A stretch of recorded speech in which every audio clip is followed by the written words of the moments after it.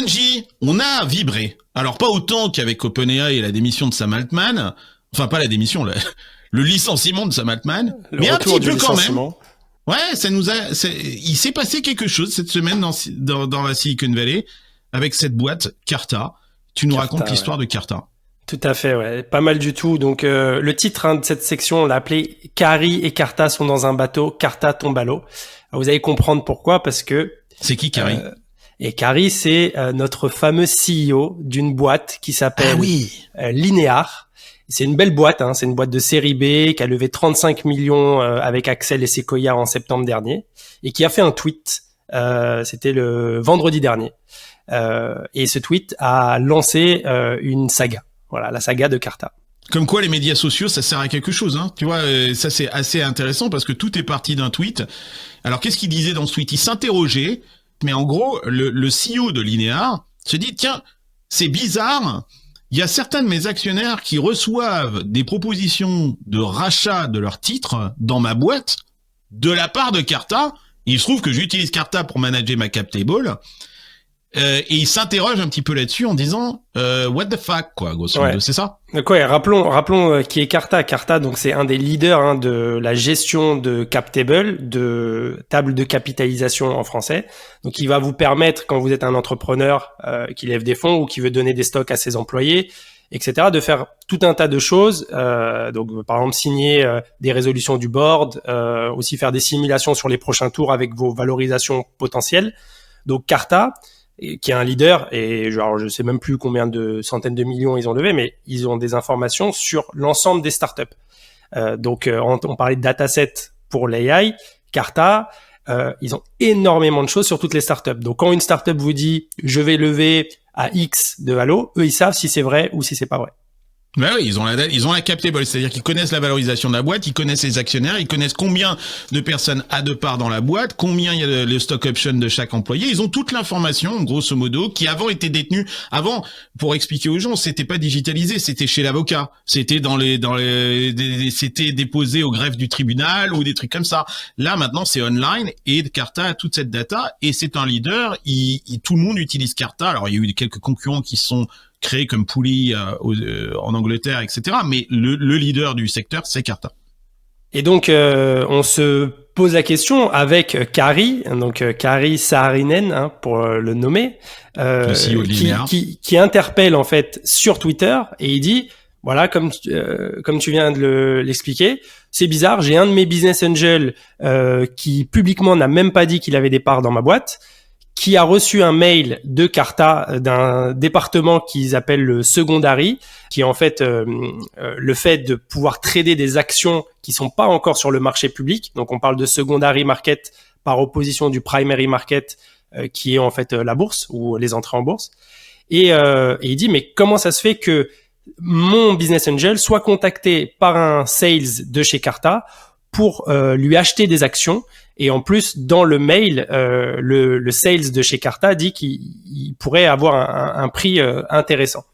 Et ça pose un vrai problème de déontologie chez Carta, parce que si c'est le cas, donc là après on va dérouler l'histoire, mais si c'est le cas, ça montre qu'ils utilisent des informations privées de l'entreprise pour développer un service commercial qui est avec un conflit d'intérêt énorme, parce que quand on est une start-up, on veut pas que, on va expliquer pourquoi aussi, mais que des actions de la boîte soient vendues à droite à gauche sans le consentement des fondateurs, du board, etc.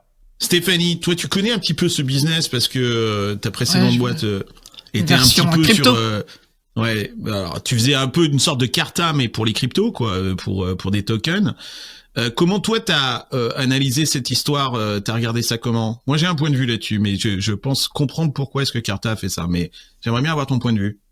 Carta, le business en fait de la cap table, même s'ils vendent très cher, c'est pas un énorme business. Le vrai business, l'argent, est dans le secondary. T'as quand même beaucoup de boîtes qui se sont lancées là récemment sur le secondary. Maintenant qu'aux États-Unis c'est plus facile, et je connais pas sur le marché français, mais aux États-Unis maintenant il y en a partout. Tu peux acheter du secondary partout. Et ils ont Carta X qui était leur nouvelle offre depuis quelques. Mais Carta c'est une boîte Donc c'est une boîte qui a toujours souffert à trouver en fait ses clients, son marché. C'est une boîte qui a eu toujours un peu de mal quand même à évoluer. Ça a jamais été une grande boîte de la Silicon Valley. Ils ont surtout loupé leur entrée en bourse. Hein. Ouais. Ils ont complètement loupé leur entrée en bourse. Et c'est ça le problème, je pense. Et en fait, Carta, c'est pas que la captable. C'est aussi le secondary, mais c'est aussi les fonds d'admin et le fonds de management pour les VC, concurrents un peu d'AngelList, on va dire. Qui fait un boulot énorme en ce moment, AngelList, qui est en train de péter tout le marché. Et ça aussi, ça a été une des raisons pourquoi est-ce que Carta a fait ce move. Ouais, Pouli, YC, qui est sorti de YC, qui est pas du tout UK, qui est US, hein, Carlos. Pouli fait un énorme travail. D'accord. Ils récupèrent tous les marchés. Ils récupèrent tout. Et ils font un très bon travail en crypto d'ailleurs aussi. Mais en fait, Carta a un énorme problème de management. Quand tu lis, il y a eu quelques années, je sais plus exactement quand c'était, mais je crois que c'était il y a 2 ans, des problèmes de harcèlement sexuel. Il y a eu des attaques en fait sur tout ce qui est discrimination. D'equity, avec des preuves, il y a beaucoup de procès, et la manière qu'ils ont géré, c'est une boîte qui a l'air d'avoir une culture, qui a l'air, parce que j'ai pas regardé à l'intérieur, mais de l'extérieur, qui a toujours une réputation d'une culture toxique. Et là, à la fin, aux États-Unis, on dit toujours la culture, c'est hyper important dans une boîte. Et à la fin, voilà, le problème, c'est que la culture, elle cherche. Et là, dans l'article, en fait, il y a eu des tweets qui suggéraient que c'est pas Carta qui avait dit, allez, on va aller trouver de l'argent comme ça à Secondary. C'est un employé qui s'est permis, en fait, de faire des choses. Mais ça, c'est lié à la culture. C'est lié à la culture de la boîte. C'est lié à la culture, et en plus je pense que c'est entièrement faux, parce qu'on s'est rendu compte qu'en fait c'est une pratique, c'est pas un cas isolé, ça a déjà eu lieu depuis plusieurs mois. Le mail, il est exactement pareil, donc il a été formaté pratiquement par la boîte, donc il y a un template en fait chez Carta, mais effectivement c'est une question de culture. À la décharge de Carta, je pense aussi qu'un des vrais problèmes de Carta, c'est sa valorisation. Carta aujourd'hui est valorisé soi-disant 8 milliards. Apparemment sur le secondary ça se trade à beaucoup moins. Ils font 250 millions de chiffre d'affaires, ce qui est déjà pas mal sur le cap table management. Sur la partie fund management, je crois qu'ils font 30 millions. Et sur la partie secondary, ils sont nuls, ils font 3 millions, c'est que dalle quoi en fait. Donc je pense qu'ils ont rétro-pédalé aussi pour ça, puisqu'ils viennent d'annoncer que finalement ils ne le feraient plus et qu'ils abandonnent l'activité de secondary parce qu'ils n'avaient pas envie de mettre de tuer la poule aux œufs d'or de 250 millions pour un business qui ne représente que 3 millions. Mais pourtant, c'est là, et je suis d'accord avec Stéphanie, qu'il y a vraiment du business à faire. Donc là, je sais pas si le move est très intelligent, enfin bref, j'en sais rien. Mais le vrai problème, Pierre, est-ce que c'est pas le problème de la valorisation? C'est-à-dire qu'il faut absolument faire du chiffre à tout prix pour justifier cette valorisation de 8 milliards. Et ils ont du mal à le faire. Et ils ont atteint un plateau sur leur marché de cap table management qui est génial. Une boîte qui fait 250 millions. Moi, j'adorerais que ma boîte fasse 250 millions. Mais une pression énorme des investisseurs parce qu'ils vont pas pouvoir garder cette valo à 8 milliards. Le marché, il vaut 1 milliard, peut-être 2. Moi, j'ai jamais rien compris à la valo de Carta. Moi, je suis user de Carta, utilisateur avec le fonds qu'on a avec Carlos depuis 2016. Donc, je connais plutôt bien le produit. Depuis 2016, le produit n'a pas évolué. Donc pour moi, il y a un problème de vision dans cette boîte qui est dément. C'est que moi, utilisateur, il y a des choses dont j'ai besoin qui sont fondamentales, qui n'existent pas dans ce produit-là, que j'ai demandé. J'ai eu des interlocuteurs, j'en ai 2 ou 3 par an, tellement il y a un turnover dans cette boîte-là. Donc c'est une boîte qui n'a pas de vision, qui n'a pas de stabilité, et qui essaye des trucs de manière totalement aléatoire. Donc ils ont commencé avec le stock digital, ils ont géré l'equity des boîtes, après ils ont voulu faire des fonds. Qu'est-ce qui s'est passé? Tous les gens qui géraient des fonds, parce qu'il n'y avait pas que, ils ont vu Carta comme un problème, et ils ont eux-mêmes créé leur logiciel. Et aujourd'hui, le problème de Carta, c'est que ces logiciels-là deviennent meilleurs que Carta, parce que pour le coup, eux, ils ont une strate produit, que n'a pas Carta. Même les gens avec qui on bosse, qui est notre CFO Carlos, ils ont développé un logiciel que j'ai vu qui est aussi bon, sinon mieux que Carta. Donc le problème qu'ils ont aujourd'hui, c'est qu'ils sont sur des sables mouvants qui vont se retourner contre eux.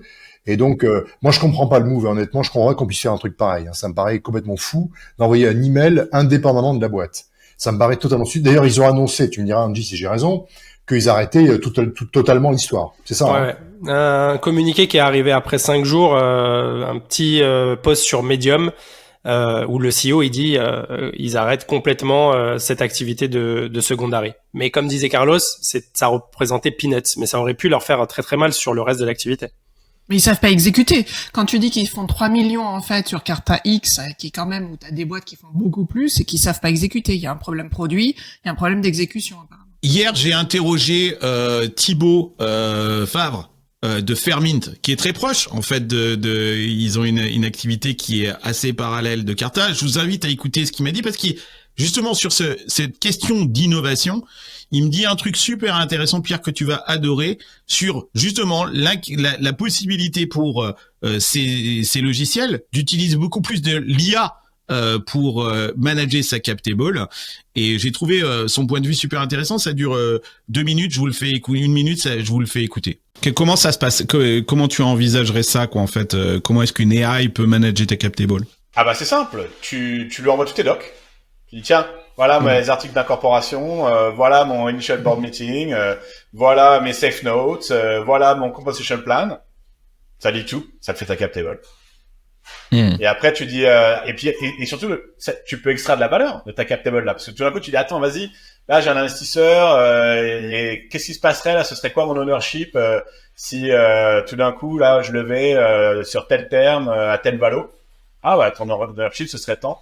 Ah ouais, et puis bah, s'il se passe ça, et c'est vraiment, je pense qu'il y a un vrai use case. Non, ce qui est intéressant ce que tu dis, parce que tu peux le faire aujourd'hui, ça tu peux faire des simulations et des scénarios sur Carta, je viens d'en faire un, c'est possible, mais ce qui est vachement intéressant dans ce que tu dis, c'est récupérer les datas, laisser les AI interpréter ces datas pour reconstruire en fait ta cap table, ça c'est super intéressant, mais surtout pouvoir dialoguer en langage naturel avec ta cap table.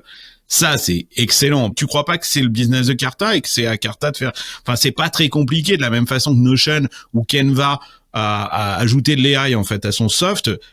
C'est assez simple pour Carta de faire la même chose, non? Ah ben, c'est surtout très simple pour les compétiteurs de Carta de faire ça. C'est-à-dire qu'à partir du moment où tu as un format de cap table standard, bah, tu n'as même plus besoin de passer de la R&D pour se dire comment je vais stocker ma cap table. Et que derrière, tu peux mettre une couche d'AI. Ouais, Carta peut le faire, mais plein d'autres vont le faire et ils vont pas avoir les prix de Carta, quoi. Non, c'est intéressant ce que dit Thibaut. C'est l'intégration de l'intelligence artificielle dans ta cap table, cette possibilité de dialoguer finalement avec ta cap table. C'est le bundle unbundle. Pourquoi Carta bundle pas? Pourquoi Carta, c'est un problème d'exécution? Pourquoi ils l'ont pas encore fait? Ils l'ont pas fait. Sachant que la seule chose qui a de la valeur dans Carta, c'est justement toute la simulation de la cap table. Et donc, si on peut le faire indépendamment de Carta, on se retrouve avec un tableur. J'exagère à peine, hein.